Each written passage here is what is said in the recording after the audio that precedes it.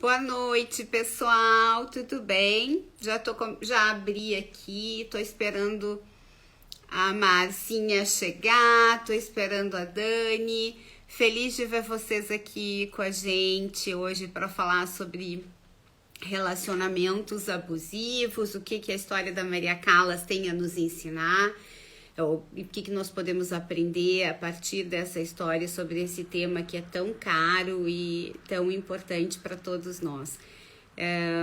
Então, muito feliz mesmo de ver vocês. Eu vi a Nana, vi a Liege, coisa boa. Estou esperando então, nós temos ainda uns minutinhos. Vou esperar a Márcia e a Daniela para gente poder começar. Agora Viram, meninas? Que bom! Olá, Coisa boa, tá olá. um pouquinho. Oi, tudo bem? Boa Oi, noite. A mãe entrou bem-vindos. aqui. Oi, Vanilda, Ana, Olha quanta gente legal entrando aqui, que a gente está Rodrigo vendo tá aí a Ana também. Bia. Que Lucas, bom ver querido. vocês, gente. Que saudade, coisa boa ver tanta gente querida entrando aqui. Coisa boa mesmo.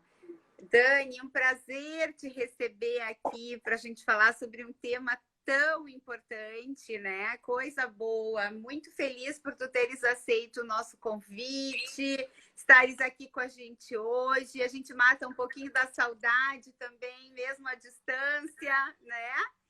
Lu, querida, eu que fico honradíssima com o convite. Para mim, sabe que é sempre um prazer estar com vocês, conversar com vocês. Além do afeto, vocês são sempre fontes de aprendizagem, né? Querida, nós também contigo, tu sabe que é recíproco, né? Sei. E de quanto tempo, né, Dani? Quantas conversas? Nossa, Posso não... dizer, a Marcinha sabe quanto tempo. Posso falar em voz alta? Claro que pode, claro, deve. imagina, deve. Corrige, Marcinha, são só 39 anos? 39 Isso aí. anos. Mas agora eu vou tomar a palavra aqui um pouquinho pelo seguinte, Isso. porque sempre essas lives têm um tempo assim muito curto, digamos, para a gente poder conversar, né? E eu queria muito, então, nesse momento, agradecer a presença da Dani. A gente chama ela de Dani, porque é muito importante dizer que a Dani, essa psicóloga que está aqui com a gente, uma profissional renomadíssima, né, reconhecidíssima pela qualidade do trabalho que ela realiza. Mas ela é minha amiga irmã de infância e, por consequência, da Lu também, né? Eu acho que é bem importante da gente contar essa melhor parte do currículo, né, Dani? Com certeza, Marcinha. Mas a Daniela Salgado, então, ela é psicóloga clínica, ela é terapeuta de casal, de família, sexóloga, tem uma formação sistêmica, né, bastante consistente, né, há anos estuda isso.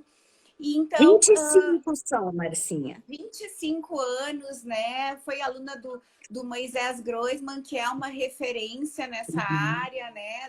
Da psicologia sistêmica. Então, por isso que a gente pensou muito na Dani, para poder conversar um pouquinho sobre todas essas questões que a Maria Callas, quando a gente falou dessa mulher formidável, né, extraordinária, do que ela suscitou em nós. Sempre que a gente fala de alguma mulher, né, no Elas em Nós, e quem nos acompanha sabe disso, essas mulheres, elas sempre têm coisas para nos ensinar. E a Maria Callas, ela, além da gente ter falado de vários aspectos dela dentro dos nossos episódios, né, Lu? Uma das coisas que a gente sentiu falta de explorar um pouco mais foi essa questão das relações abusivas, né? Porque a gente sabe que a Maria Callas viveu relações de abuso, e é isso que a gente vai discutir um pouquinho aqui com a Dani, e que essas relações de abuso, elas não foram relações, né, vividas num determinado momento da história dela. E que, assim como ela, muitas pessoas também vivem quem sabe nós também já vivemos, né, situações assim, e às vezes as pessoas não sabem nem como se livrar disso, como resolver isso, e pior, né, Dani, como identificar que estão sendo, na verdade, digamos assim, eu não vou colocar assim vítimas, mas assim que estão envolvidas numa dinâmica de abuso. Então, Lu, Dani, querida, seja muito bem-vinda, né? E eu vou passar para a Lu, para que a Lu possa, então, iniciar um pouquinho a conversa contigo, e aí a gente vai batendo um papo sobre isso, né? E boa noite, pessoal. É uma alegria ter todos vocês aqui conosco. Boa noite, pessoal. Vocês conseguem me ver?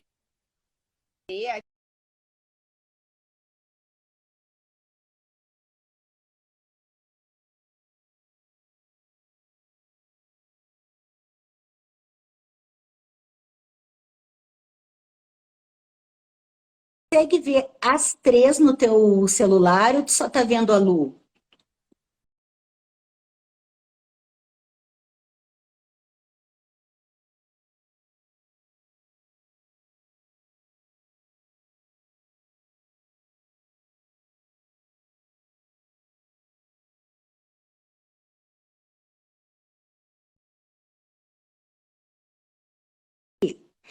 Travou? Gurias, tá, eu acho que travou. Bom, mas então, a Marcinha tinha passado, desculpem. Lu, Oi. Tu tá me vendo? Eu vejo vocês duas normalmente. Tá. Então tá. Tu nos vê, Dani? Bom, Eu só vejo tu, Lu, a Marcinha não, mas eu conheço bem ela há anos, eu imagino ela falando, não tem problema. Eu vejo normalmente. Mas, bom, então, Dani, a gente vai começar a conversar, né, sobre essa questão das relações abusivas a partir da história da Maria Callas. E, assim, com toda a tua experiência, né? Eu acho que a Márcia falou uma coisa muito importante. Uma das coisas mais difíceis, me parece, é a gente identificar, às vezes, que está dentro de um tipo de relação assim. E a Maria Callas, né, como a gente viu na história dela, a gente falou ao longo dessa temporada, a gente também falou nos episódios, a Maria Callas teve todo um histórico de relacionamentos abusivos desde a infância, né? A mãe... E isso acabou se reproduzindo. Começou pela mãe, né? Que é uma figura fundamental. E me parece que isso acabou, né, Marcinha? Foi um padrão que acabou se reproduzindo ao longo de toda a vida dela. Dani, o que eu queria te perguntar, então, como primeira, né, pergunta para a gente começar a nossa conversa, como que essas experiências na infância, o quanto elas afetam a nossa vida adulta?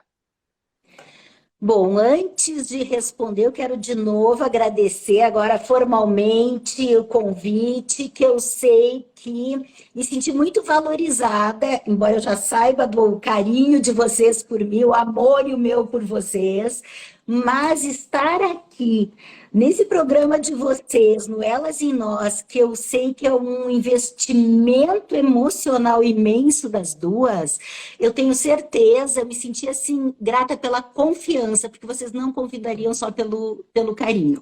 Então, muito obrigada, minhas amadas. Com certeza não. Com certeza não.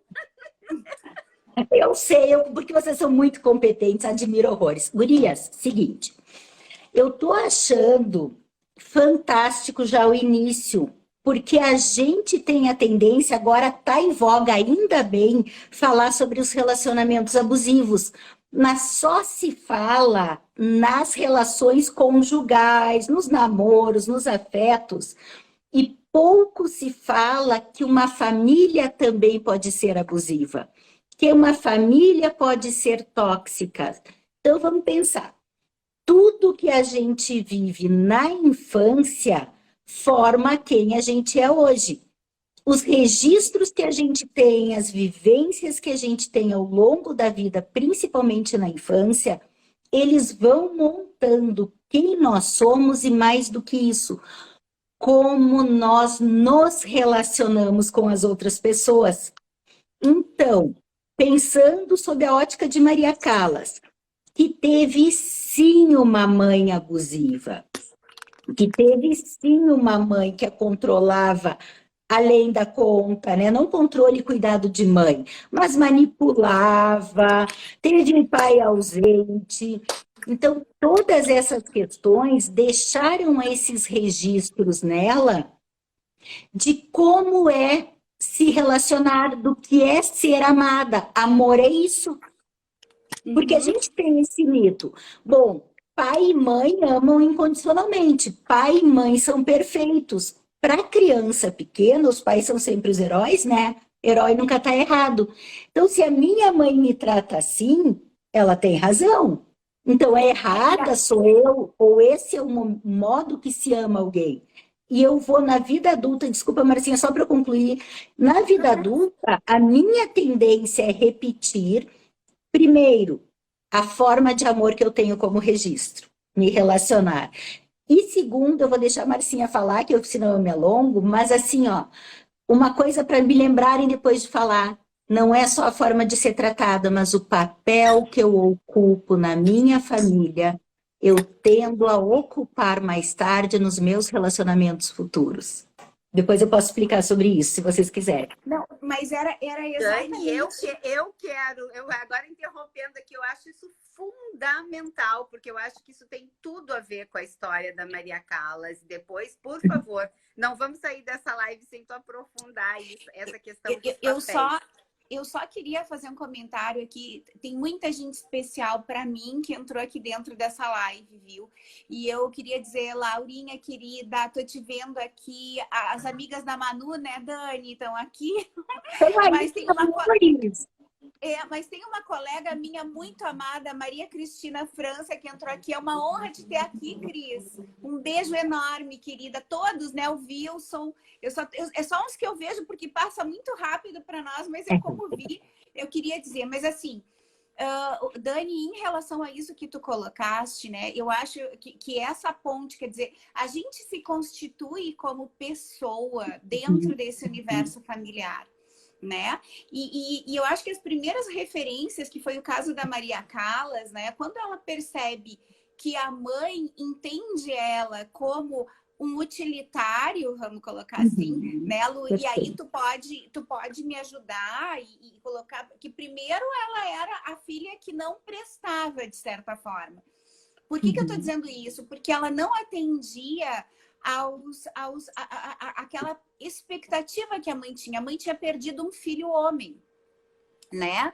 Ali, loiro, de olhos azuis, e daqui a pouco vem aquela menina morena com um olhão preto, acima do peso, né? E que de repente parecia assim, poxa vida, né? A minha frustração é essa menina não tem serventia para nada. Até que daqui a pouco ela enxerga, opa, eu tenho uma mina de ouro aqui, então eu vou usar e abusar dessa mina de ouro. Mas a base de relações afetivas que ela teve foi uma base muito utilitarista, eu diria assim. Eu acho que eu estou sendo generosa ainda com os pais dela, né, nesse sentido. E uma base muito pobre em termos de troca, de cuidado, de amor genuíno, de generosidade, daquilo que caracteriza o amor de um pai e de uma mãe, de cuidado, né, Lu? E aí, Dani, e aí eu acho que isso a gente leva para a vida, né? Porque deixa quase, desculpa, eu já vou me metendo, Lu, qualquer coisa corta tu lá em cima, sabe como é que é? Eu tô aqui numa posição, assim, de aprendizagem e de oitiva. Hoje eu só ouço aqui, porque eu tô no sistema, eu tenho muito a aprender com você, e aí contigo, Dani, eu tô aqui, se eu tiver que falar alguma coisa da história, eu falo, mas eu tô aqui encantada te ouvindo hoje. Adinha. Olha só, Marcinha, quando tu estava falando, eu fiquei visualizando quase que uma fenda dentro da pessoa se formando, dentro da Maria Callas se formando. Como se tivesse uma cisão, um buraco dentro dela. O buraco que faltou ser preenchido por esse afeto maternal, pelo cuidado maternal, e ficou simplesmente uma ferida ali dentro, um oco. E quando a gente deixa, isso só falando da falta do afeto, sem falar dos maus tratos, né, da visão abusiva, né, sem falar da visão utilitária. Eu primeiro me remeti, tocou no meu coração isso, enquanto te ouvi, eu me remeti a uma criança nascendo para frustrar as expectativas maternas. A mãe que queria um outro menino lindo, maravilhoso, e nasce, e tu tá toda errada, tu não é nada disso, já parte desse princípio. Tu não veio substituir o irmão perfeito. Porque tem um dado que crianças que nascem após a morte de um irmão, muitas vezes carregam em si o peso, inclusive, de quase que viver uma vida por dois, de ser um pouco eu e um pouco o outro que não está aqui, o outro que morreu. Então, carregam um peso até na sua identidade, né? Eu sou eu ou eu tenho que agradar meus pais e ser um pouco ele também, ou ela, quem foi antes de mim? Então, eu vejo no consultório, até às vezes, pacientes que eu vou me dando conta na história, vou pesquisando, e aparece alguém que morreu lá atrás, logo antes, e eu me dou conta, eu canso de dizer, escuta, tu tá vivendo duas vidas. A tua é mais uma, com peso imenso. E aí eu já vou me adiantar que eu lembro, eu assisti todos os episódios de vocês, porque eu nunca perco uma temporada e aprendo horrores, e eu lembrei da Maria Callas, né? E da Maria, só Maria. Olha que interessante. Eu ia falar, exato. Exato. Fala, Dani, não fala, Dani, porque era bem o que eu estava pensando agora, né? Quem sabe, no fundo, ela não queria ser a Maria e acabou virando a Callas para cumprir um papel que não era o dela. Ganhamos nós, mas ela... né? Ela sofreu. Eu nunca vejo, eu acho muito simples muitas vezes, né? E eu me cuido muito aqui no consultório, ter uma visão linear. Eu sou assim por causa daquilo. Mas eu digo que um sintoma, isso é fala minha, não está nos livros, que vocês sabem que eu simplifico tudo, né? Eu deixo mais acessível. Eu digo que um sintoma é como se fosse assim, um tronco de árvore com várias raízes. Então, o sintoma está aqui, ela viver como duas, ela ter sido vítima, ou estar dentro, porque é uma dinâmica, relação abusiva, digamos que é o sintoma. E conforme a gente vai olhando, a gente vai achar uma raizinha aqui, outra raizinha aqui, outra ali. Então, eu poria, talvez, essa vida após a morte de um irmão tão desejado, aquele irmão garoto dourado, né? Isso, ela vir após isso seria, sim, provavelmente, um peso para ela em uma das nossas raízes. Uhum. Exato, com certeza. E isso faz com que ela, na verdade, digamos assim, tenha escolhido trilhar o caminho, né? Claro, ela não vai se queixar de ter sido a grande Maria Callas, digamos assim, né? Porque ela, como disse a Lu em alguns momentos na nossa temporada, né? Esse triunfo todo que ela conquistou foi à base de muito esforço. Mas, obviamente, ela fez tudo isso, talvez, porque me parece assim, para conquistar esse amor primário, né? Primeiro, que é o amor que a gente tem pela mãe, pelo pai. E me parece na história dela, ainda por cima, que esse amor pela mãe era o grande objeto, né, de busca dela. Porque, na verdade, o pai, apesar de ter sido mais ausente nas duas referências que ela tinha, ele conseguia ser mais continente que a mãe. Ele conseguia ser mais... eu diria assim, mais amoroso dentro das referências que ela tinha do que a mãe, né, nessa comparação, entende? Então, me parece que toda a busca dela era para buscar um reconhecimento por essa mãe, mas sempre numa dinâmica de abuso, né? Exato. Até porque a Marcinha pensa, eu falei antes daquele vazio, né? Daquela fenda dentro dela, por exemplo, da criança que não foi amada, cuidada, nutrida emocionalmente. Aí, onde é que eu me destaco? É na arte, é na música, eu vou ser a melhor possível, é aqui o meu lugar. Porque vocês podem ver nessa cisão, ela foi a artista, o mulherão. Eu não vou dizer o fim dessa frase, o mulherão, mas emocionalmente, na vida privada, afetiva, sempre foi aos tropeços. Então, ela jogou toda a potencialidade, o ser olhada, o ser admirada. Ela precisava dessa troca com o público, ela precisava dessa afirmação pelo olhar do público, já que não teve pelo olhar familiar, né? Uhum. Ela usou positivamente, se a gente pensar, porque tudo que nos acontece, eu digo muito, eu sei que é uma frase de chavão, mas eu acredito piamente que não importa só o que a vida fez com a gente. Chega uma idade que a gente está adulto, maduro, consegue entender, a gente tem que também pensar o que eu vou fazer com o que a vida fez comigo.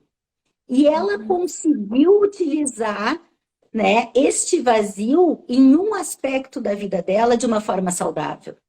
Uhum. Pelo menos de uma forma a crescer, né? Exato. Essa é a minha visão, pelo menos. Dani, escuta, e a gente sempre tem uma preocupação assim em poder, né, trazer essas reflexões para porque a gente vive hoje, assim, né?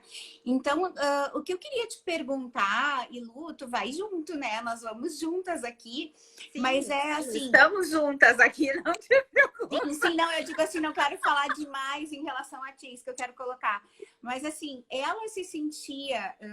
ela cresceu, então a gente falou, né? Ela construiu essa figura da grande Callas, né? Da grande dama, diva da ópera, enfim. Mas a mulher sempre ficou num plano secundário, né? E aliás, ela tinha uma autoestima, ela sempre se sentiu muito insegura como mulher. Você tá me escutando, Dani? Sim, tô. Sim? Tá. Então, assim, ela teve uma época que ela tinha excesso de peso, ela se sentia muito reconhecida pela sua faceta como cantora, mas ela tinha, né, por outro lado, esse sentimento de menos-valia como mulher, né? E assim, tanto que ela faz um primeiro casamento, na nossa visão, ou na minha visão, isso, né? Muito mais, me parece, para buscar um conforto emocional quase que paternal, né? Do que propriamente um amor, assim, o amor e ter o companheiro. Ela procurou um pai, digamos assim, alguém que cuidasse dela, que a amparasse emocionalmente. Essa foi a escolha dela, se é que a gente pode dizer que foi uma escolha. Mas no final, né, Lua, quem diga que ela foi explorada por esse mesmo marido financeiramente. Portanto, ela também não escapou da dinâmica do abuso. Sim, por ele, por outros amantes que ela teve, né?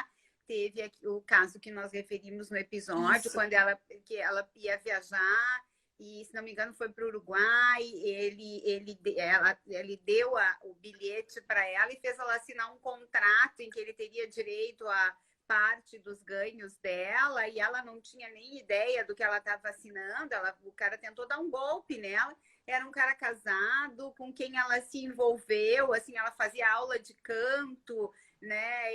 E aí ela foi se envolvendo com esse homem também dentro, uma pessoa que nunca se mostrou verdadeiramente disponível para ela, então era óbvio, né? E ainda por cima deu um golpe nela. Eu acho que ela sofreu muito isso. Depois, durante a vida adulta, também golpes da mãe, que tentou extorquir dinheiro dela. Eu acho que é uma constante, né? Isso que a gente, então, assim, voltando ao marido, sim. Eu não me lembro mais agora o que tu perguntou, mas assim, me empolguei e comecei a falar aqui. Tu vê só, o que eu quero, eu queria conversar com a Dani é o seguinte, né? Ela procurou uma relação num primeiro momento em que ela aparentemente não estava tão vulnerável afetivamente. O que eu quero dizer com isso? Ela não tá... Quando a gente ama, né? Ama, assim, de corpo e alma... Tanto assim, esse comentário... intensamente, né? Não, mas assim, a gente, na verdade, se coloca numa condição de vulnerabilidade. A gente se entrega para o outro, né? De alguma forma. E ela é uma avaliação que eu faço, ela se entregou ao marido, mas num certo nível de afeto. No nível do afeto da criança, que vai ser cuidada, que vai ser nutrida, que vai ser amparada, entende? E ela deposita naquele marido, e até várias biografias dela mostram que eles não tinham um casamento emocionante do ponto de vista... Ontem tu falou sobre a questão sexual, né, Dani? Do ponto de vista sexual. Até do ponto de vista sexual. Erótico, da atração, da química, ou seja, ela buscava outro tipo de conforto ali. E mesmo assim, ela acabou sendo abusada numa dinâmica específica de abuso por este homem que cuidou dela ao longo de muitos anos, mas que dizem que ao final explorava ela, né, Lu, financeiramente, economicamente, enfim. Marcinha, vocês falaram tanta coisa aí que eu poderia, se eu tivesse feito anotações, em vez de ficar tão concentrada aqui, eu até diria que eu falaria 1 hora sem parar sobre cada ponto do que vocês falam. E vocês sabem que eu falo mais que a boca. Mas eu quero te falar uma coisa, então, para tu não ficar... Sabe o que é que eu queria te dizer? Em cima de tudo isso que eu falei, o quanto isso ainda é frequente nos dias atuais, não só envolvendo abusos financeiros, mas também abusos emocionais. Global. Isso. Tá, deixa eu pegar então, porque senão eu vou construir a partir do final do que tu tinha dito antes, que tem a ver, começou por aí, e eu vou organizar meu raciocínio, porque senão tá cheio de ideias aqui, vocês sabem que eu penso muito rápido, a boca não acompanha. Então, seguinte, primeiro, uma coisa que eu tinha até me preparado para trazer é o seguinte, ela ficou com a referência paterna, sim, mais forte, mais nutritiva, como tu falou, né? A mãe o pai era mais nutriente de afeto do que a mãe, mas vocês não esqueçam de uma coisa, gurias, a gente tem que cuidar para não idealizar situações. O pai era ausente. Então, é muito mais fácil a gente idealizar, pelo menos, a menos que eu esteja errada, né? Ela foi para a Grécia. Posso fazer um parênteses? Por favor. Desculpa, tu não tá errada, tu tá certíssima. E tem um dado da biografia dela que confirma isso. Que enquanto ela estava fora, né? E já depois adulta, eu tenho certeza que esse pai foi ausente. E ela escrevia cartas, ela idealizava exatamente esse pai e contava. Aí até que ela finalmente foi para os Estados Unidos e teve o contato próximo com esse pai. E aí ela viu, foi uma decepção para ela. Tudo isso que tu acabaste de dizer. Só que ela tinha uma certa vergonha de admitir isso. Então, nas cartas para os amigos íntimos, tu vê que ela acha exatamente... Mas daí para fora, não, o meu pai... O pai idealizado. Exato. Então, pensem, construam um raciocínio comigo. Obrigada, Lu, por me esclarecer, porque eu queria ter certeza antes de falar aqui. Pensem comigo, tá? Vocês sabem quando morre alguém, que às vezes até aprontou horrores, mas todo mundo vai no velório... É maravilhoso, olha que santa criatura, porque não está mais ali mesmo, né? Daí vira idealizado.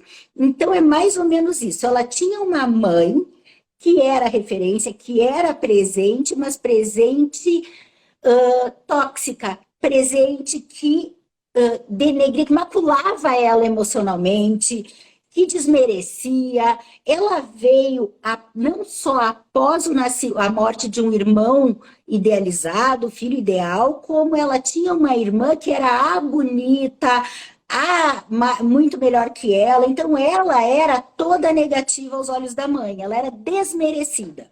Aí o pai que não está ali, bom, quem não me maltrata e não está perto é melhor do que quem está. Eu sinto me maltratar, eu idealizo. Simples. E aquilo que eu ia dizer antes, inclusive dos papéis que a gente ocupa na família, né? Eu quero, ou do que nos falta nas famílias também. Eu quero muito ser amada. E a menina que a gente era fica dentro de nós. Ela seguiu, a gente vê muito forte nela, essa menina, a vida toda, em busca de ser amada. Aí ela encontra um homem mais velho, que parece ser protetor, que parece ser cuidador. Eu achei quem vai cuidar de mim. E se ela tinha idealização da figura de um pai, que era isso que um pai faria, ela buscou sim nesse marido o pai que ela idealizou, do cuidador, que ela criou dentro dela. E aí ela foi para essa relação. Respondendo agora a tua pergunta, Marcinha, eu gosto de contextualizar antes. Olha só, se eu, tá? Por mais que ela fosse aquele mulherão como artista, Claro. ela, a autoimagem dela, a referência dela era desse tamanho. Ela, dentro dela, ela era ainda menina, errada, que não corresponde à expectativa, que é julgada, que é discriminada, que é tudo de ruim. O que que acontece? Como mulher, ela continua assim. Aí a gente abre, a gente se fragiliza. E a gente abre espaço para o outro ser muito mais que a gente. E uma relação de abuso é uma relação de desigualdade, de poder, um tem mais poder, um é melhor, um se coloca assim, o outro se coloca diminuído. Então, por mais que aparentemente no início fosse ser uma relação de cuidado, de afeto, no fundo era uma relação de pai e filho. Gente, eu vou ter que falar uma frase que eu uso no consultório. Posso, se vocês me autorizam, falar o que eu quiser? Claro, Filha óbvio. transa, filha Sem transa com censura, pai. Dani. Filha transa com pai. Olha, não é para acontecer. Não deveria. Vocês entendem que se eu entro com um papel numa relação, que um fica paternal e outro Claro. filho, não Claro. vai ter mesmo essa vida de casal, vida sexual. Agora a sexóloga falando, daí eu me permito falar abertamente. Não vai ter esse tipo de relação que tu disse, como é que tu usou a palavra, Marcinha, emocionante do ponto de vista de casal? Não vai ter, porque eles estão com papéis não de homem e mulher. Outra coisa, se eu sou uma menina, no caso dela, que fui criada do modo em que minha mãe, que eu falei lá no início, o amor para mim é isso, foi o que eu aprendi, é ser explorada, é ser usada. Se eu tô num casamento que eu acho que esse homem pai vem me cuidar, então ele me ama, e para eu ser amada, o que eu aprendi é deixar que me explorem, não é o que eu vou repetir nos meus relacionamentos? Exato, exato. E Com aí, certeza. Dani, e aí eu te pergunto, né? E eu sei, até a Andrea, que é uma ex-aluna minha, que está aqui assistindo com a gente e fez um comentário hoje, né? Ela disse assim, isso existe muito, e a gente sabe que existe muito o quanto nós estamos, às vezes, ou muitas vezes, envolvidos em relações de abuso e a gente nem se dá conta disso, né? Que para mim foi o caso dela, por exemplo. Né? Ao longo da vida dela, ela estava envolvida em relações de abuso e ela não tinha consciência disso. Porque o próprio Meneghini, que era esse primeiro marido, ela era tido como, nossa, né, o marido, né? E, na realidade, na dinâmica interna, a gente sabe que ele acabou abusando dela, explorando ela, né? Ela foi o grande ganha-pão e ele, inclusive, marcava concertos para ela, óperas, apresentações umas atrás das outras, porque, na verdade, né, de modo que ela pudesse render mais e mais dinheiro, ela não aguentava mais e ela estava colocada nesse tipo de situação. Por quê? Porque, na verdade, ela estava atendendo a um desejo dele, porque ela estava querendo ser a menina, né, adequada, a menina que agrada ao papai, vamos colocar assim. Exato. E a mãe dela já não fazia isso com ela, já não ia ser, ela não era para ser o ganha-pão da mãe, ela levou para o casamento o mesmo papel. Dani, e olha só, daí eu fico pensando assim, né? Porque a gente sempre quer, bom, como é que a gente se dá conta que a gente está envolvido numa relação abusiva? Porque assim, ó, muitas vezes essa relação deles dois era uma relação de calmaria. Eu vou colocar assim, de calmaria, de uma amizade imensa, né, Luciane? Eles tinham uma amizade. Sim, as coisas. E eu vou apimentar. Depois que tu terminar, eu vou apimentar a tua pergunta para Dani. Apimenta mais, segue. Porque eu vou trazer assim, ó, porque a gente aqui está pensando, né, em relações amorosas, mas eu vou te pedir para ampliar isso daí porque a gente pode estar vivendo relações abusivas no trabalho, Isso. entre amigos, na família, e agora vem a pimenta que eu vou botar. Às vezes a gente está numa relação abusiva e sendo vítima de abuso, quando teoricamente a gente é que detém o poder. Quando teoricamente, eu vou dar um exemplo, num trabalho a gente é o chefe e a gente está sendo abusado pelo subordinado. Parece incrível, mas isso Sim. pode ou não pode acontecer, Dani? Claro que então, pode. Assim, essa é a pimenta essa provocação que eu quero fazer. Eu acho que eu vou já deixar uma folha e a caneta para ir botando tópicos, porque vem essa enxurrada que dá para a gente desmembrar. Vamos começar assim. Olha só. Bem lembrado, Lu, que relação abusiva, vamos bater muito nessa tecla. É importantíssimo a gente saber que a relação abusiva, que o casal, né, que o casal afetivo tá mais em voga, mas todos os campos. A gente pode ter o amigo abusivo, o funcionário abusivo, o chefe abusivo, então a gente pode ter e a família abusiva. Então, em qualquer lugar. Eu vou começar pelo fim aí, pela tua pimenta. Olha só. Relação abusiva, tá? O abusador é aquele que manipula através de movimentos, mexe, ele pega os pontos fracos da sua vítima, digamos, do abuso, e ele vai cerceando e usando de situações de chantagem emocional, muitas vezes, pegando a fragilidade. Colocar culpa. É isso que eu ia dizer, eu ia chegar lá. Então, por exemplo, o chefe, tá?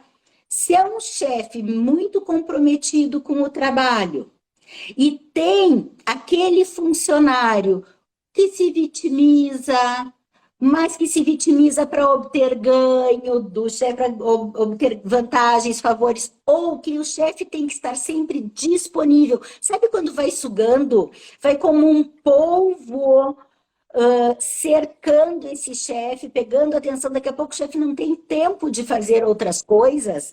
Pensei agora no trabalho público, porque ele tem que olhar só para a demanda daquele funcionário, e daqui a pouco esse funcionário pode começar a fazer intrigas que afaste o chefe dos outros, fofocas dos outros colegas, para que aí ele se alie na tentativa de se aliar a esse chefe. Então, tudo isso, tu vai te apossar, tudo que tu te apossar de uma pessoa, tu pode começar a pensar como indício, sim, de uma relação mais abusiva.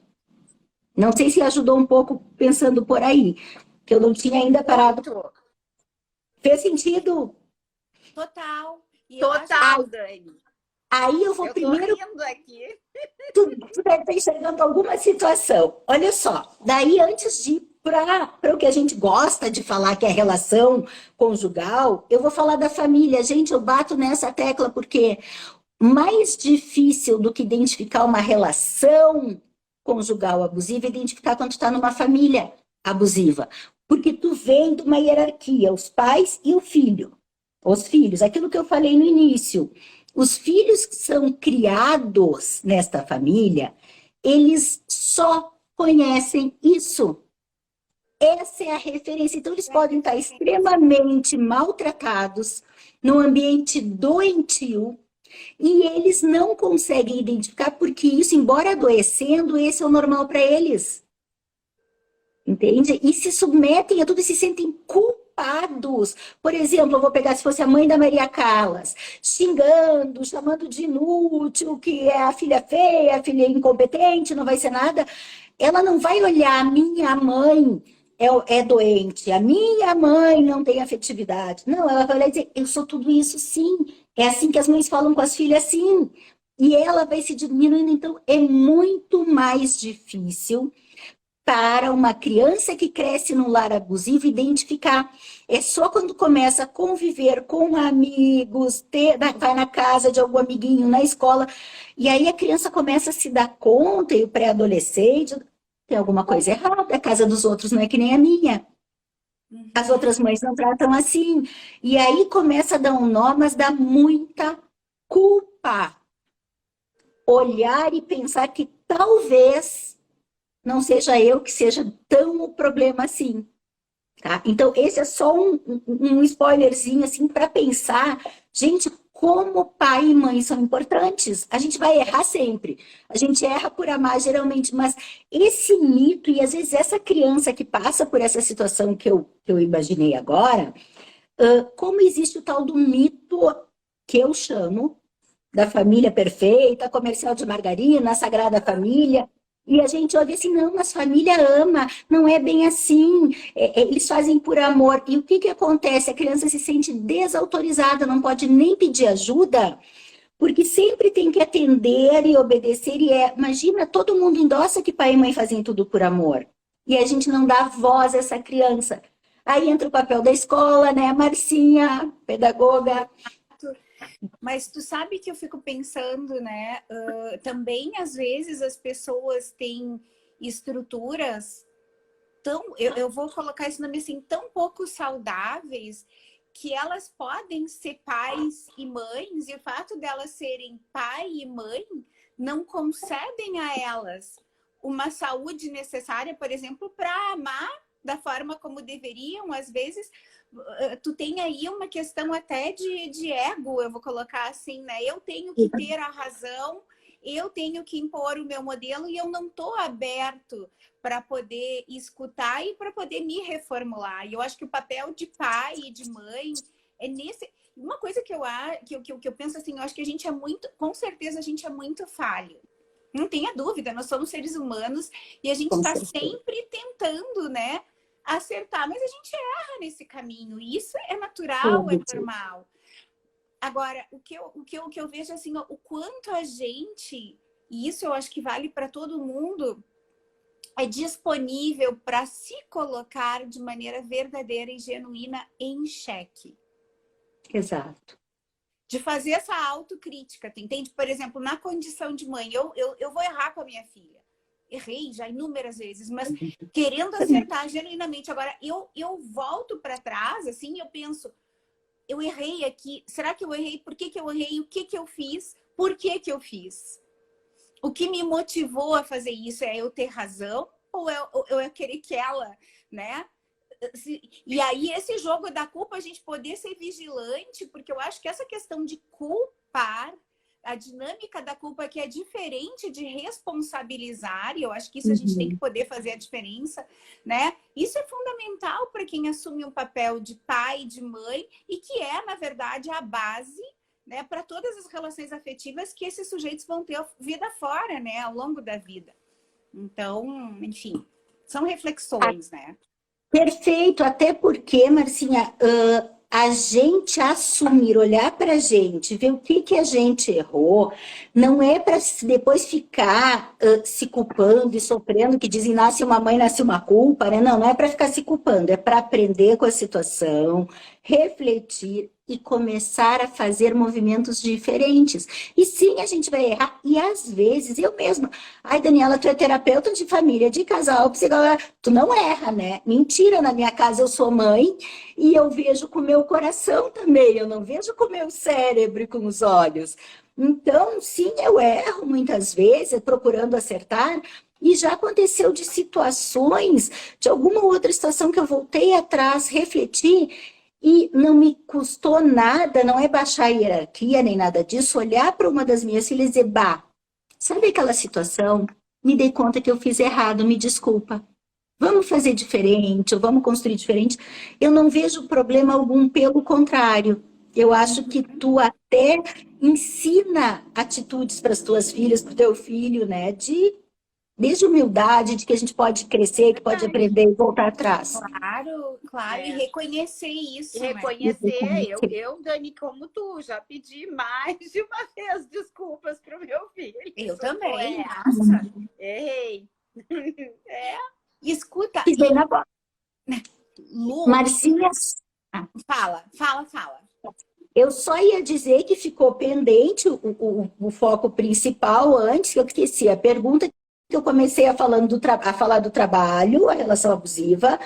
aí da família, e eu queria lembrar qual era a pergunta, se tu quer voltar ou não. Não, na verdade, eu vou juntar aquela com essa, porque, Lu, eu vou juntar a 2 e a 3, pode ser? Junta aí, pode. Na verdade, assim, a minha questão toda é essa situação toda vivida pela Maria Callas, né? Porque depois ela acabou se envolvendo com o Onassis, e com o Onassis ela teve inúmeras situações de abuso. Vamos colocar assim, culminando com o fato de ele, daqui a pouco ela ficar sabendo pela imprensa, sei lá, né, que ele iria casar. Fala, Lu. Sim, ele levou ela para Londres, né? Porque ele fez exatamente o que a Dani falou, ele manipulou ela, ele era manipulador. Uhum. Ele levou ela para Londres, e ela, com a ilusão de que ela iria casar com ele, e lá ele criou uma situação para provocar ela, porque ele sabia que ela ia ter uma reação e ia ir embora. E aí ela ficou sabendo pela imprensa que ele casou com a Jacqueline Kennedy. Ele já estava com todo o caso, toda a situação armada, pensada, e ele foi manipulador não só nesse momento, né? Nossa. Ele foi manipulador, dizem que ele drogava ela, que ele abusava até sexualmente dela, há muitos relatos, né? E foi uma relação extremamente conturbada, essa relação, né? E sempre a gente lembra desse episódio, né, Marcinha, que é o que tu vai trazer, que é esse momento em que ela, no meio de uma relação, acreditando que ia casar com ele, uma relação em que ela era publicamente a namorada dele, né, tal, ela fica sabendo que ele casa com a Jacqueline Kennedy assim, né? Então, uma coisa muito, muito louca, né? Até meio icônica, assim, né? Quase que um ícone desse abuso, digamos, uma materialização de tudo que foi vivido. Mas, assim, o que eu queria problematizar um pouco contigo, Dani, é como é que tu vê as relações abusivas entre os casais atualmente, né? E como é que elas se apresentam hoje, assim?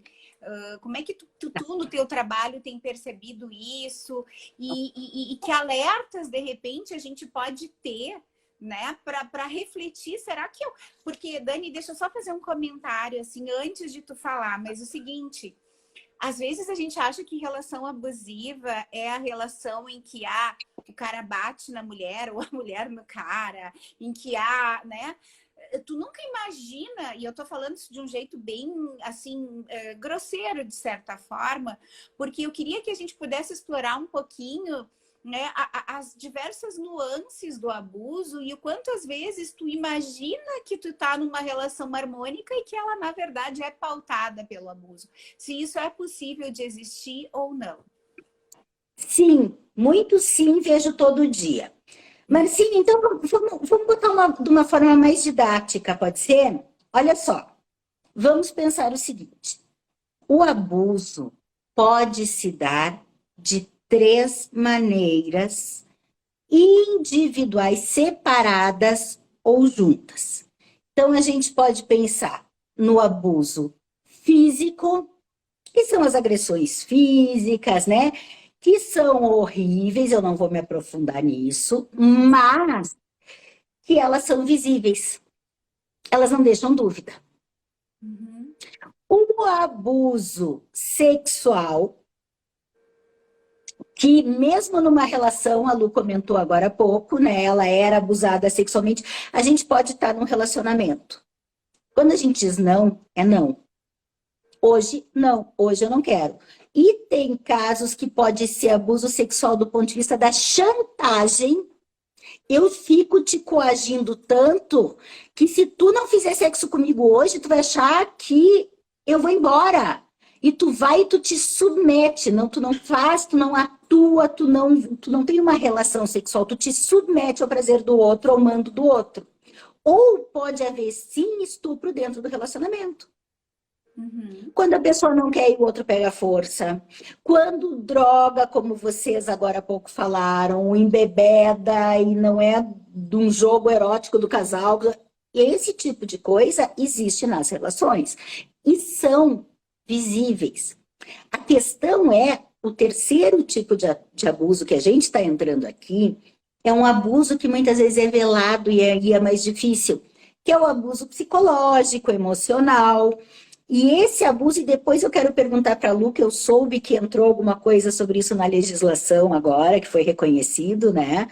Mas este abuso é um abuso que a pessoa não sabe, muitas vezes, ou tem dúvida de que está sendo abusada, ou como tu falou, Marcinha, pode estar sendo abusada num campo da vida dela e não nos outros.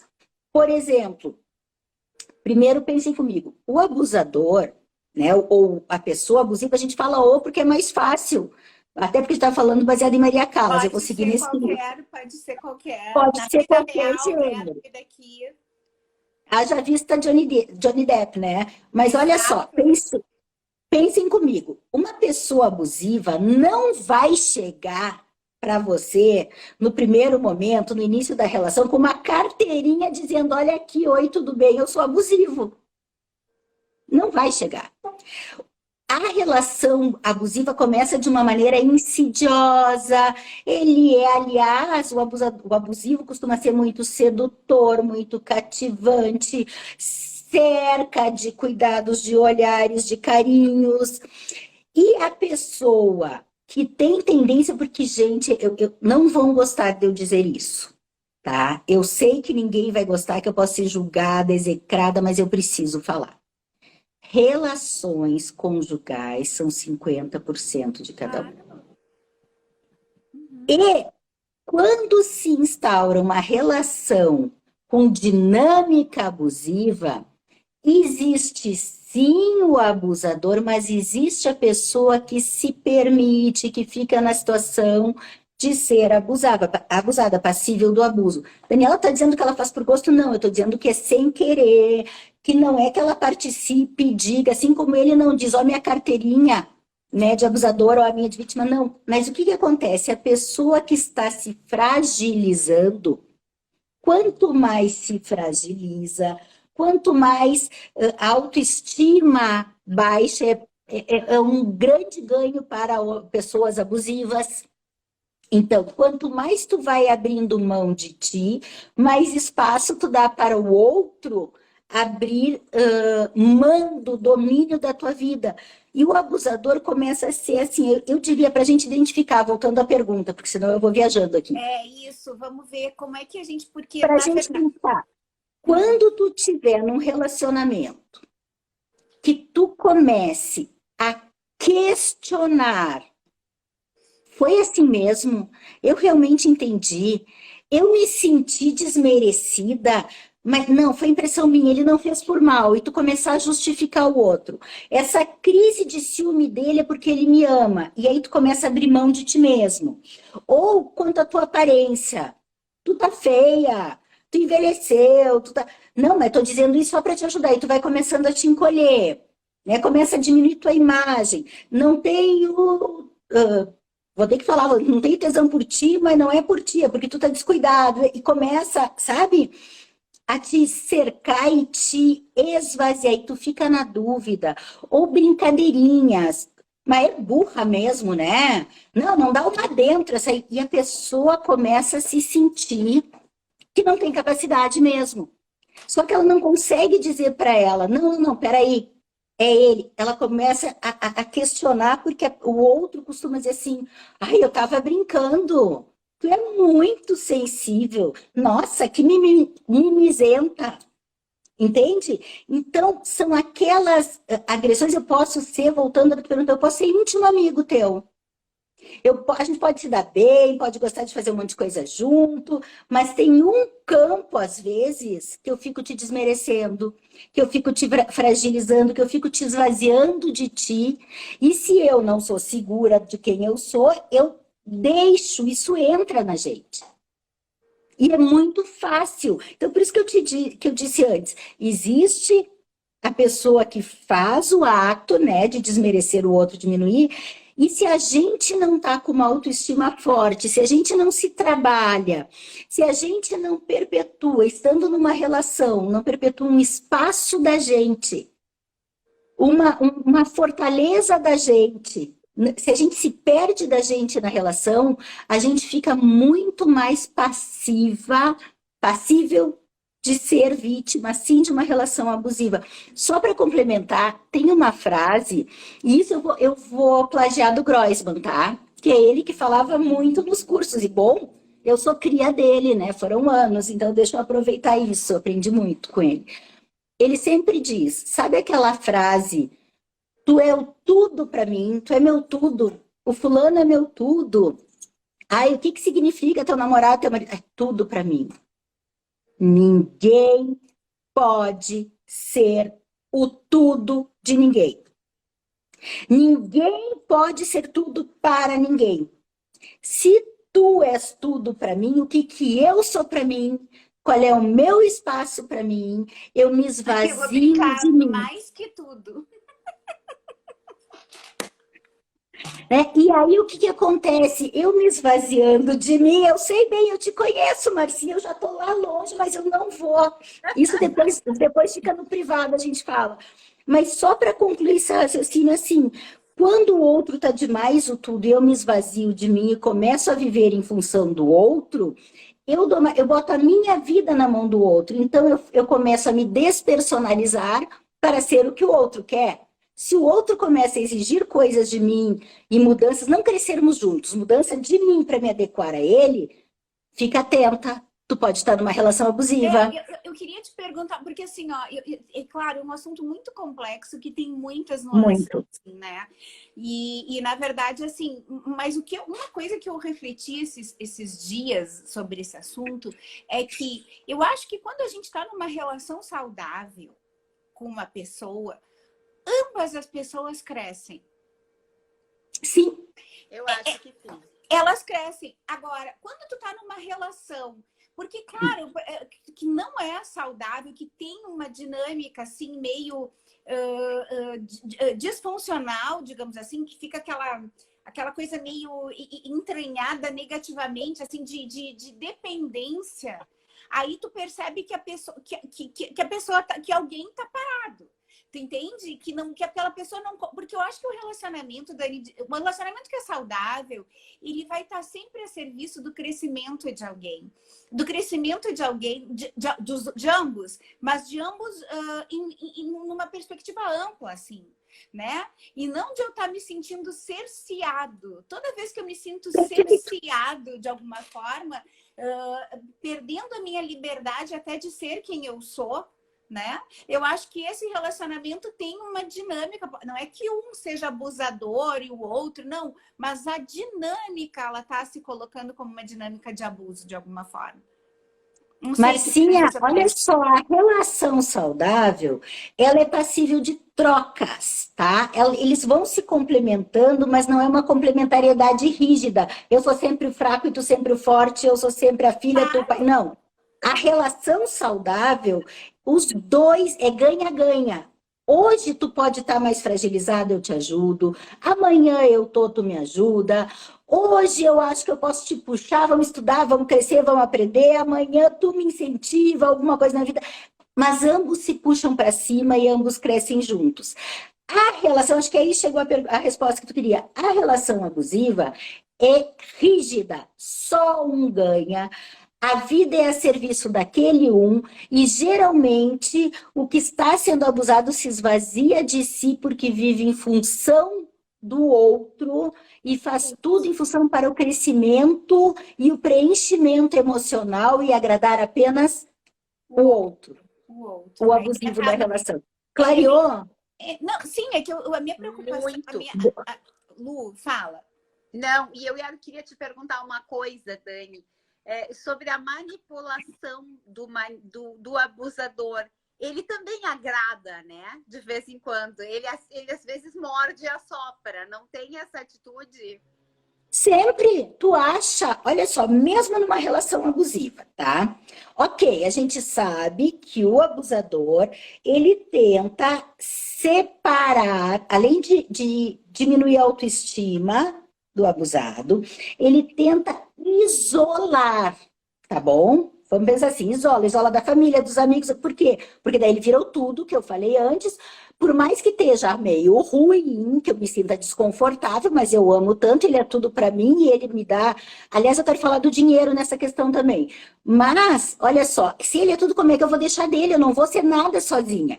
Mas, mesmo assim, se ficar ruim a ponto da pessoa se dar conta de estar insustentável, a pessoa vai largar dele. E o abusador não quer ser largado. Então, o que que acontece? Um pouco eu dou, um pouco eu seduzo, eu sou querido, eu sou carinhoso. Aliás, não tô te responsabilizo o monitorando. outro por tudo que eu faço de errado. E assim, ó, eu não não te tô. entendi. Eu disse que eu responsabilizo o outro por todas as atrocidades que eu Ah, cometo. sim, se eu faço Porque uma coisa errada, é o outro é o que outro deve, que tá? me fez fazer essa coisa Sim. errada, não fui eu. Que é a questão da culpa. O tempo inteiro o abusado fica ali se sentindo culpado. Aí ele teve uma crime, a culpa é minha, fui eu que errei, porque eu sou desqualificada mesmo. Mas entende que ele não faz só isso. Isso é bem importante o que vocês trouxeram, gurias. Para identificar, porque senão podem sair da live pensando, alguém pode estar em uma relação abusiva aqui e sair da nossa live pensando assim, eu não tô, porque eu não sou maltratada o tempo inteiro, ele até me seduz, ele me cuida. Então vamos deixar muito claro. Exatamente. Muitas das vezes, tá? Na maioria das vezes, o abusador tem momentos de extremo carinho, de fazer surpresa, de dar agrados, de ser. Ele é sedutor na maior parte do tempo. E é pela sedução que ele te desqualifica. Mas eu sou tão bonzinho contigo, como é que tu tá reclamando de mim? E aí eu vou achar que eu é que sou louca. Quando eu me sinto desqualificada, entendeu?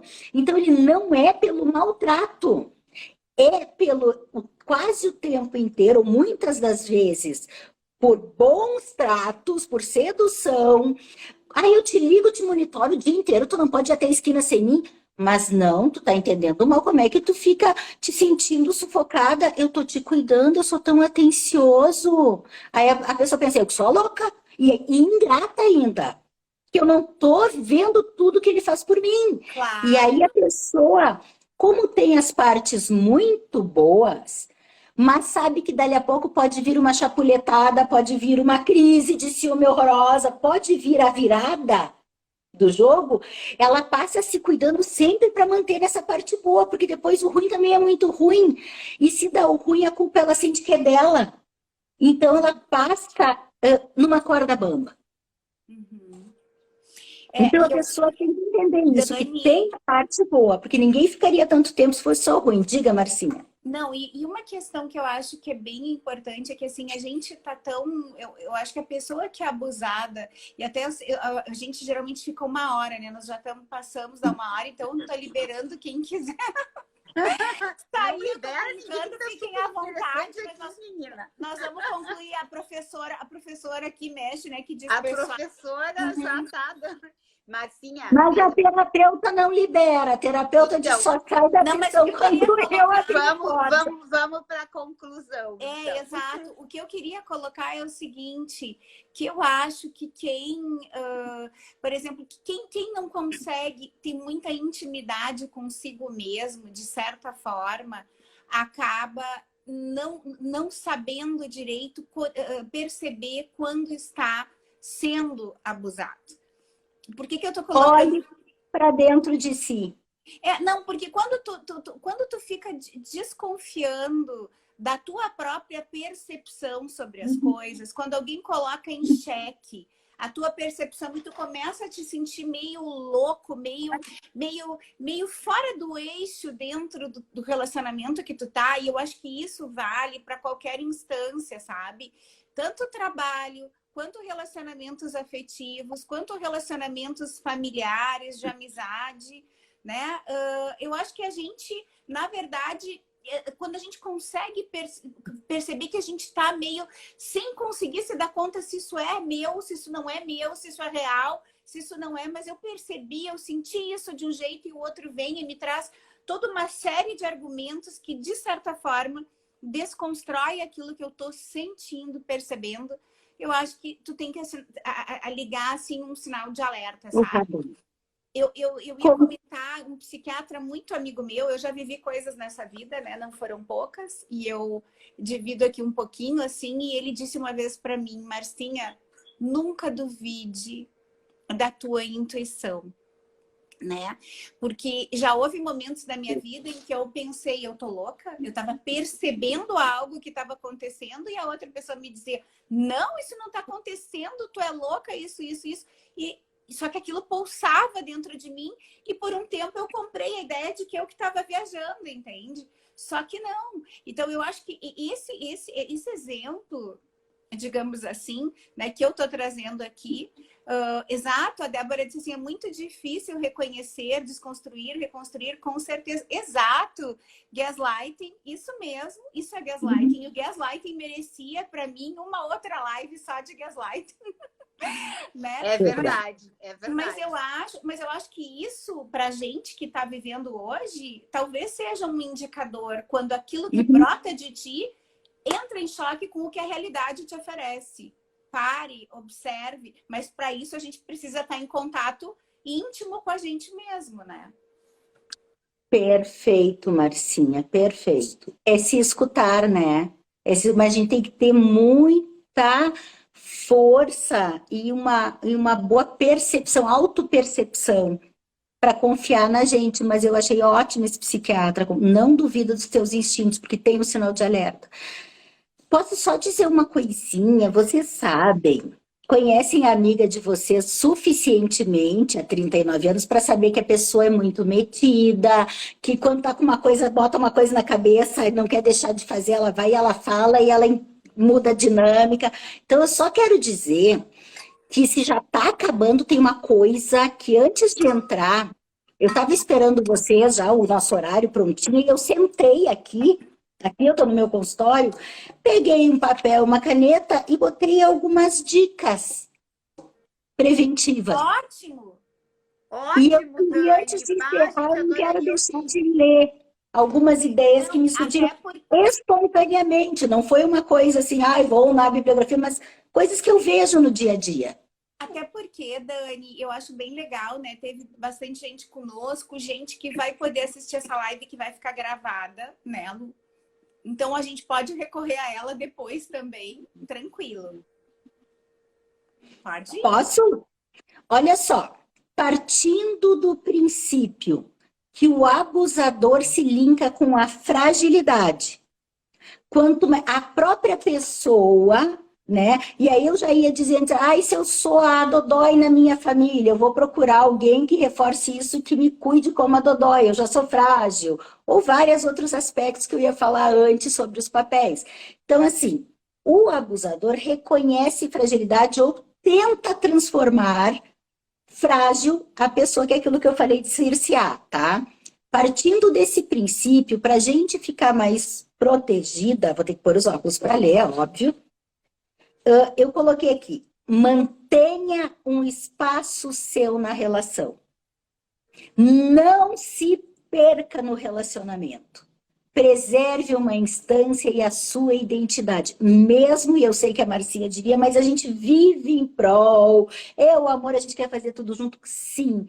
Mas olha quantas vezes, né, Marcinha, nós conseguimos tirar um tempinho, manter uma amizade, manter um vínculo. Então, tenha o seu espaço na relação. Não viva só em função do outro.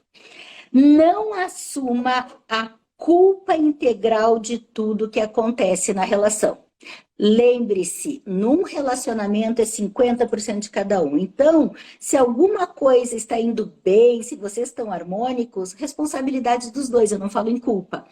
Mas se dá uma briga, deu um estouro na relação e a tendência do abusador é botar a culpa em ti, a tendência da pessoa que já está tão fragilizada é assumir as culpas, lembra dessa frase, 50% de cada um na responsabilidade.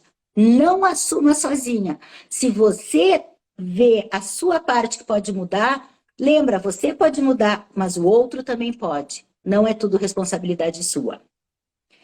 Não deixe de ter uma fonte de renda. Isso é uma briga minha constante com as mulheres aqui no consultório. Daniela, mas tu quer pregar moral na vida dos outros? Se for ajudar, eu quero. Por quê? Dinheiro não é só dinheiro, dinheiro é poder. E a maioria das pessoas que ficam em relacionamentos abusivos é porque elas têm medo, inclusive as mulheres, ou que o homem ganha muito mais, elas têm medo de não sustentar, não sustentar filho, ou elas têm medo, nunca não trabalham, não têm uma fonte de renda, né? E aí acabam ficando submetidas, porque o dinheiro manda o que se faz na família, o que se faz quando está na relação. Ou se fica prisioneira e não sai da relação. Então, gente, sem falar que o trabalho, não precisa ser um trabalho formal, mas com uma fonte de renda, te ocupa e reforça a tua autoestima. E esse reforço da autoestima, tu fica mais forte, tu te admira e muitas vezes o outro vai te admirar mais pela profissional que tu é ou pelas conquistas que tu faz nesse campo. Então, cuidado, mesmo que diga, não, tu não precisa trabalhar, pensa bem, mantenha uma fonte de renda, eu acho importantíssimo. Deixa eu fazer um atalho, lembra do Onassis? Não, tu não precisa cantar, vai tirar uma folga agora. Ele Desculpa, fez isso Dani, com só a me lembrei Maria. da situação. Exatamente. Viu como a gente vai identificando? Outra, eu poria, pense o que essa pessoa significa para você. O que ela representa? Olha de frente. Será que é amor ou que é só amor? Ou será que ela está ocupando como para Maria Callas? É o cuidador? É paternal? Eu estou aqui porque eu dependo? Ou Vale maternal? para mulheres isso, né? Que lugar Homens é e mulheres. Eu estou com essa pessoa porque eu tenho medo de ficar sozinha. Gente, ou sozinha ou sozinho, eu não preciso, na hora que eu faço as pazes comigo, eu não preciso estar com alguém, eu escolho estar com alguém. E isso faz toda a diferença na vida da gente. Então, que papel o outro está representando? É só por medo de ficar sozinho? Como é que então deixa eu... Aí vem a última coisa que eu tinha posto. Se olhe com mais carinho. Ache o que tem de bom em você e na sua imagem física também, porque muitas vezes é por aí que se pega, tu não vai arranjar mais ninguém, tu é feia, então fica comigo mesmo, né? Então se olhe com carinho, faz as pazes com você, acha seus pontos fortes, pode tentar melhorar, mas se tentar é por você, não para agradar o outro, porque se alguém quer que tu mude no teu físico ou no teu jeito, se quer que tu mude alguma coisa em ti, essa pessoa não te ama. Porque quando a gente ama, independe do físico. Quando a gente ama de verdade, a gente ama o ser humano que é. E o físico vem junto, é o que nos atraiu. Então, se você tiver que mudar algo para agradar alguém, você abra o olho. Faça as pazes, se olhe no espelho, veja seus pontos fortes, veja suas forças também no que admirar para além do físico. Na hora que você fizer as pazes com você, você não se submete mais a relação abusiva nenhuma. Até porque, né, eu queria te dizer isso, é um ponto bem importante que agora a gente já passou da 1 hora, nós estamos aqui mesmo e vamos continuar. Mas assim... Agora a professora já entrou. A professora já foi para o intervalo. Vocês vão salvar? Sim. Tem 1h20 ou 1h30, se não cai. Tá. Não, tudo eu bem. acho. Mas então, o que eu queria colocar é o seguinte, a gente vive num momento, num tempo... Isso não é de hoje, né? Mas que essa questão que tu colocou do aspecto físico é muito, né? Como se fosse uma condição sine qua non e as pessoas se confundem em relação ao que é amor, o que é... Quer dizer, o que é atração física, enfim, o que eu quero colocar com isso é o seguinte, a nossa condição física não sustenta absolutamente nada. Né? Até a atração química, né, Dani? Eu acho que isso é uma coisa importante. Ela também não parte. Tu tem uma química, uma atração inicial e aquilo acontece, mas não é isso que sustenta. Isso tem que acontecer. Mas não é por um modelo ideal, é por algo, eu vou usar uma expressão, acho que é por algo químico, vamos colocar assim, que acontece, né? Uma atração que não é uma atração de, checklist, a Luciane é loiro, olho azul, eu é moreno, olho escuro. Moreno. Mas eu casei com um loiro de olho azul. Não, tudo bem. Mas eu ainda estou tentando moreno, Lu. Mas o que eu tô mexendo com isso, tu entendeu o que eu quis dizer, né? Na verdade, o que a gente está colocando é que as pessoas, eu acho que hoje a gente vive num mundo tão cheio de objetificações, digamos assim, que na verdade a gente se perde um pouco nessa questão de o que eu mostro, o que eu apresento para o mundo e de fato aquilo que me satisfaz, tu entende? Então tem todo esse jogo assim de aparentar, de ser, de viver. É nesse sentido que eu tô colocando, né? E eu acho que é muito importante que a gente se dê conta o que eu sinto, calma, Dani, o que eu sinto quando eu encontro determinada pessoa e o que acontece desse encontro. Ô, Dani, a professora a tem que deixar os alunos participarem agora. Não, eu vou deixar, mas eu vou brincar. Mas é aqui, mas uma vez eu vi ela sabe disso. Uma vez eu vi um outro cara falando, um outro psiquiatra falando e dizendo o seguinte, né? Que o amor, ele tem que ter uma grande amizade, né? Uma cumplicidade enorme e uma borbulha erótica que tem que estar ali entre as pessoas, viva, constantemente. E isso não tem nada a ver com físico, isso tem a ver com aquilo que a gente sente quando está na companhia do outro, né? E eu acho que isso é muito especial, assim, é nesse sentido que eu tô colocando. Só vou fazer uma pausa que eu nunca faço em live nenhuma, nunca paro para cumprimentar ninguém, mas deixa eu dizer que eu tô com uma honra, porque aqui acabei de ver umas palminhas da pessoa que foi minha professora na faculdade, Lacete Cojucaru, que foi quem me apresentou a psicologia sistêmica, fez com que eu me apaixonasse. A primeira formação eu fiz com ela. Ela hoje mora na Europa, não lembro aonde, e eu morro de amores até hoje. E fiquei envaidecida de vê-la aqui com a gente, gente. Eu não tinha como não assinalar a presença da Lacete aqui, porque alguém muito especial na minha história, na psicologia, no meu amor. E numa dinâmica, ela fez um dia, era para dar uma flor para alguma colega, e ela está na Alemanha. E eu entreguei para ela, e disse, um dia eu vou ser que nem tu, Lácia. Então, saber que ela está aqui me aquece o coração. Marcinha, só voltando, ela está na Alemanha, o marido da Luciane é alemão. Só voltando... Quando tu estava falando antes, e eu gostei, e eu concordo contigo, eu acho que não dá para a gente radicalizar. Não é só essa questão física, né? Da química inicial, tá? A gente se atrai pela... É bonito, não é bonito? A química, mas se mantém pelo conjunto da obra. Chega uma hora, os dois vão envelhecer, se ficarem juntos, os dois não vão ter mais a mesma aparência, a gente procura se cuidar, mas enfim. Né? Mas tem uma outra questão que é o contrário. Também não dá para perder 100% a química, porque uma relação sem a química, e é o que eu digo no consultório todo dia, quando aparecem as pessoas com baixo desejo, a gente tem que trabalhar isso, porque a gente só trabalha o que incomoda, é diferente dos assexuais, que é outra instância. Mas assim, se não houver o vínculo sexual nessa relação, o desejo... que é o desejo pela pessoa como um todo, eu não desejo o teu corpo quando eu te amo, eu te desejo, isso inclui o teu corpo, aos meus olhos é assim, né? Então, assim, nesta hora que a gente tem a afetividade, eu acredito que a gente pode ter tudo, a afetividade, o companheirismo, a troca, mas é necessário aos meus olhos, e o que eu estudei na sexologia, o que diferencia uma amizade de uma relação conjugal. Não é o sexo, não é a chama do desejo, porque assim, ir ao cinema, ir jantar fora, eu faço com amigos. Ué, teu cunhado, Marcinha, não é meu grande amigo com quem eu saio para cima, para baixo, vou ao cinema, janto, faço tudo isso, Gustavo, né? Claro. Mas ele é amigo, não tem outra coisa aí, né? Por quê? Porque a amizade, o que diferenciaria uma relação, o par conjugal ou par afetivo de um casal, de namorados ou marido e mulher, é a sexualidade. É aquilo que numa relação monogâmica a gente só pode fazer com o nosso parceiro. Se é o combinado, né?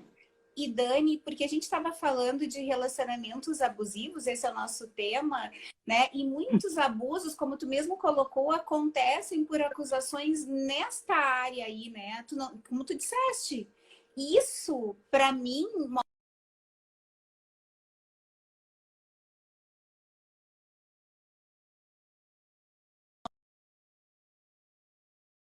posso estar. Imagina se eu fico doente, por exemplo. Então, agora eu sou descartável, porque eu não estou muito interessante nesse momento. Vamos colocar assim, né? Perfeito. Entende? Marcinha, tu me fez lembrar, desculpa, eu vou te interromper, mas tu me fez cair uma ficha que eu não falei antes, que se eu não falar. Eu falei na parte do abuso sexual, eu falei que forçar o ato sexual é abuso. Sim. Mas negar veementemente, Também nunca ter o ato sexual e tu manter a pessoa que tem, não é um acordo, nós vamos ser um casal assexual, não. Nós somos um casal, o contrato do casal é casal global, inclusive a sexualidade, mas hoje eu não quero, hoje eu não tenho desejo por ti, hoje eu te deixo na seca, amanhã tu quer, ah não, mas tu tá feio, eu não vou transar contigo. E a pessoa fica, tu negar,